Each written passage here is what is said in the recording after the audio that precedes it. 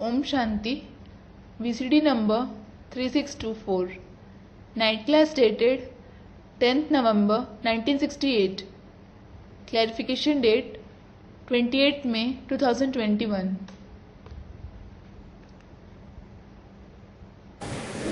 रात्रि क्लास चल रहा था 10 नवंबर 1968।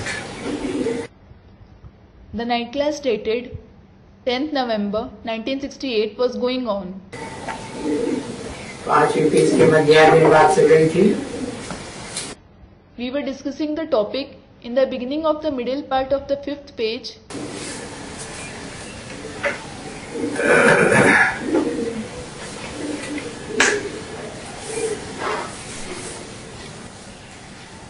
आया करके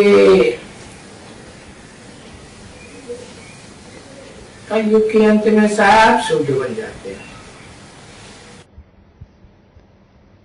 Almost everyone becomes Shudras at the end of the Iron Age. बिना पास हो गए ना तो क्या कहेंगे? इसी प्राय है शूद्र है। They became failures, didn't they? So what will they be called? It is like they are virtually Shudras. ब्राह्मण का थोड़ा जरा सा अंश तो बाकी जाके थोड़ा अंश बचा है तम प्रधानता का। Just a small trace of the Brahmins remains. Rest is the Tamopradhan part. तो फिर सजा वगैरह खा करके वहां जन्म भी ऐसे लेते हैं। So after continuously receiving punishments, they have the same birth there. फिर इसको कहा जाता है देखो विचार सागर मंथन। Look, it is called the churning of the ocean of thoughts. विचार सागर मंथन करना चाहिए। वेद का बाप क्या बोलते हैं? You should churn the ocean of thoughts, what the Unlimited Father says. हमको शांति से सबको क्या क्या समझा? What all does he explain to everyone calmly? आप ये भी समझा देना। ऐसे मत समझो। Don't think that they will understand automatically. क्योंकि बहुत कहते हैं ना ब्रह्मा को तुम भगवान कहते हो, ब्रह्मा को फलाना कहते हो। Because many say, you say Brahma to be God, you call him so and so. तुमने जहाँ देखो वहाँ चित्र में ब्रह्मा को ही रखा हुआ है। You have shown only Brahma everywhere. उनको बोलो नहीं, Tell them, no. ये तो समझ की बात है It is something to understand. कि हमने चित्रों में ब्रह्मा को क्यों रखा हुआ है? समझाने के लिए रखा हुआ है।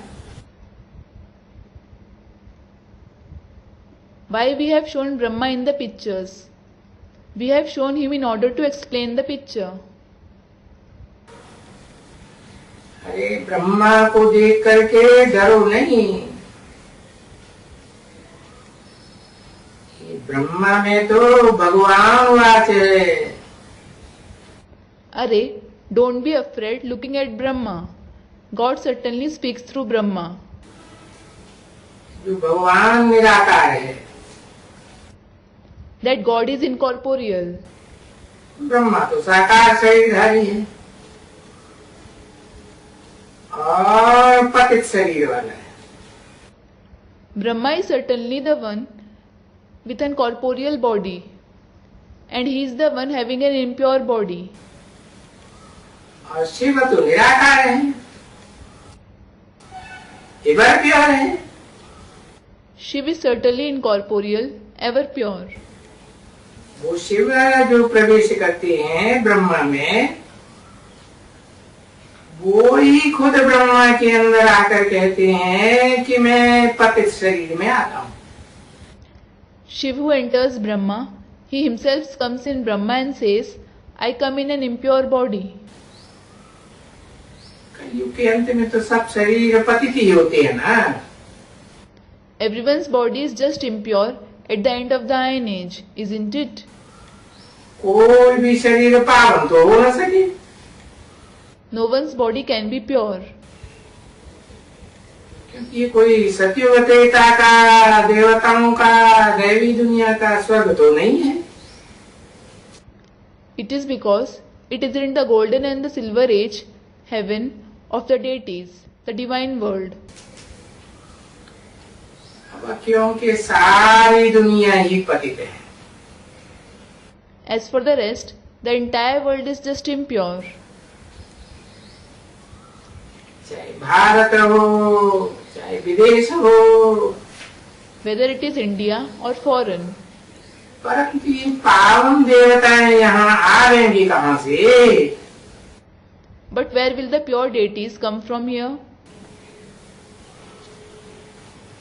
युग तो पास्ट हो गया ना, पावन युग। It is because the pure age has certainly been in the past, hasn't it? ये फलाने फलाने देवताएं नंबरवार। There are so and so deities, number wise. अभी कलयुग में आकर के अंत में सुख भोगते भोगते पतित बनी। As for the rest, after experiencing happiness gradually, they have become impure at the end of the Iron Age. तो बाप तो बताया ना, मैं जिस तन में भी आता हूँ, जिसमें आता हूँ, जिसमें भी हर का बाप प्रवेश करे। So the Father has certainly said, whichever body I come in, the one in whom I come, the unlimited Father enters that one. तो उन लोगों का वो जो गुस्सा है ना, वो उनका गुस्सा कमति करा देना चाहिए। So, you should reduce their anger. तो कोई को भी गुस्सा करके छोड़ना नहीं चाहिए। गुस्सा करके अगर छोड़ देते हैं तो उनका गुस्सा बढ़ता रहेगा। You shouldn't leave anyone angrily. If you leave them angrily, their anger will keep increasing. तो बोलो जरा ठहरो। Tell them, wait a little. गुस्सा करके जाओ नहीं, समझो। Don't go away in anger. Understand. तो वो तो आने वाले सब बेसमझ आएंगे ना। It is because now all those who come will be ignorant, won't they? और अपनी बेसमझी के कारण दूसरे को भी जाकर के ऐसे ही कहेंगे। They will go and tell others the same because of their ignorance. तो जरा ठहरो, हम तुमको बता दें। Wait a little, we will tell you. ये ब्रह्मा के लिए भी भगवान बात है। God speaks this even for Brahma. क्या? What? ये ब्रह्मा बहुत जन्म के अंत के जन्म का भी अंत का बिल्कुल पति है। This Brahma is completely impure at the very end of the last birth of many births.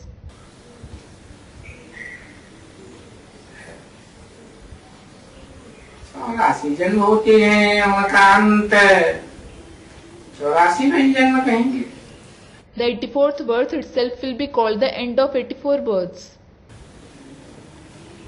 उसका भी अंत 62 अवस्था 60 साल।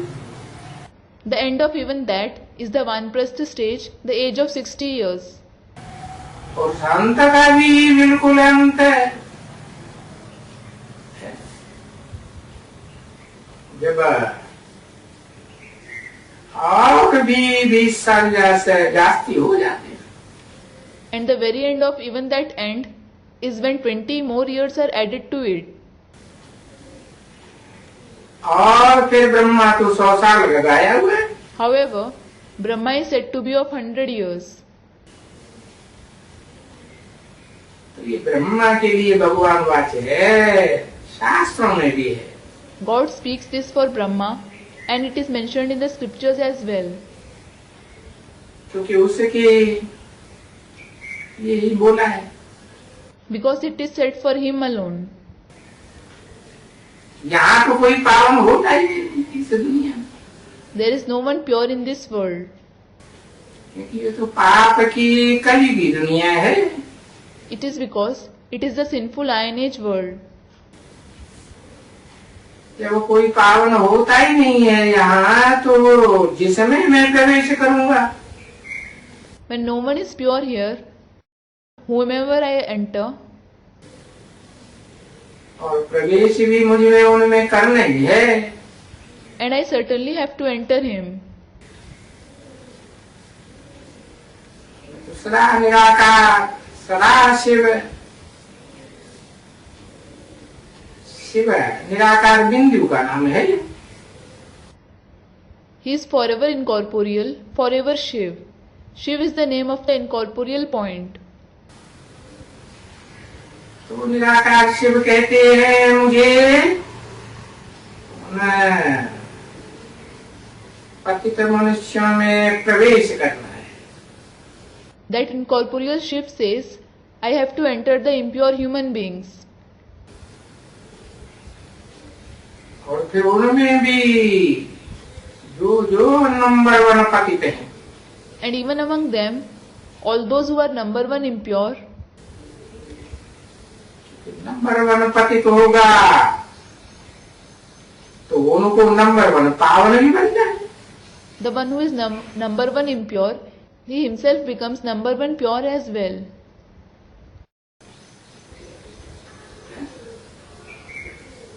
और सृष्टि के अंत में आकर के नंबर 1 पतित होंगे तो पावन भी नंबर 1 बनेंगे। And those who are impure number wise, at the end of the world, they themselves become pure number wise. ये बात तो सब समझ में आती है ना बच्चे? You do understand all these concepts, don't you, children? और समझ में भी तब आएगी वो समझाने वाला, वो जो अच्छा देही अभिमानी होगा, समझू होगा, समझा? And you will understand only when the one who explains to you is a very soul conscious and intelligent. Understood? देह अभिमानी होगा उसे तो बेसमझ ही कहेंगे। If he is body conscious, he will be called ignorant alone. तो बात तो बताते हैं अपन को, आत्मा समझ मुझे बाप की याद में। कोई की भी सेवा करेंगे तो तीर लगेगा। So, the Father says, if you do the service of anyone in the remembrance of me, the Father, considering yourself a soul, the arrow of knowledge will be shot. बाकी तो जो देह अभिमानी होगा ना बच्चे, As for the rest, children, the one who is body conscious, अरे बाप इतना ज्ञान समझाते हैं, इतना समझाते हैं, परंतु उनकी बुद्धि में कुछ बैठेगा ही नहीं। Array, the Father explains so much of knowledge, but nothing will sit in his intellect at all. भले हम उनको ब्राह्मण कहेंगे, ऐसे ही कहेंगे कि वो कलियुगी तमो प्रधान दुनिया के तमो प्रधान गुणी ब्राह्मण है, चौथी stage. Although they will be called Brahmins, they will be said to be Tamopradhan Brahmins of the Tamopradhan Iron Age world, the fourth age. फिर भी उन ब्राह्मणों में नॉलेज नहीं है, तो फिर भी वो टट्टू कहेंगे ना। Still, if those Brahmins don't have the knowledge, they will be called a tattu, that is mule, won't they? वो टट्टू है ना। They are mules, aren't they? है? उस रावण के ऊपर टट्टू दिखाते, गदा दिखाते हैं ना रावण के सिर पर। A mule is shown on the head of this Ravan. A donkey is shown on his head, isn't it? अच्छा,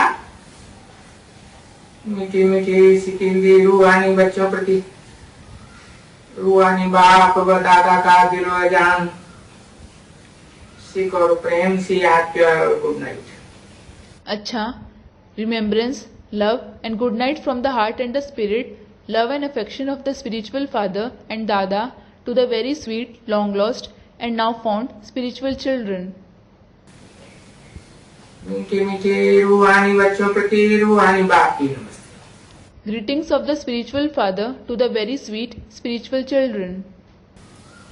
ओम Om Shanti.